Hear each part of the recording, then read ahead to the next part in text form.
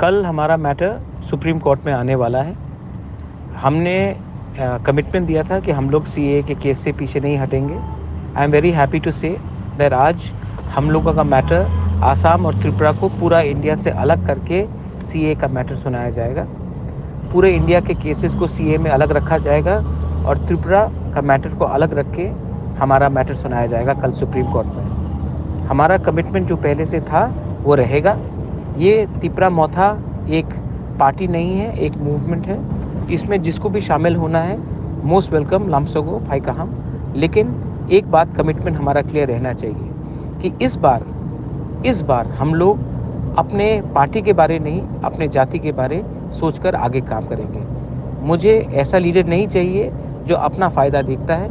मुझे ऐसा लोग चाहिए जो त्रिपुरा दफा का एक फाइनल कॉन्स्टिट्यूशनल सोल्यूशन हमको दिलवाता है। इस बार प्लीज़ आप कहीं भी हो, अपना दफा के बारे सोचिए और इस बार पार्टी को नहीं सोचकर जाति के बारे काम कीजिए। बेलाइनो हम भाई।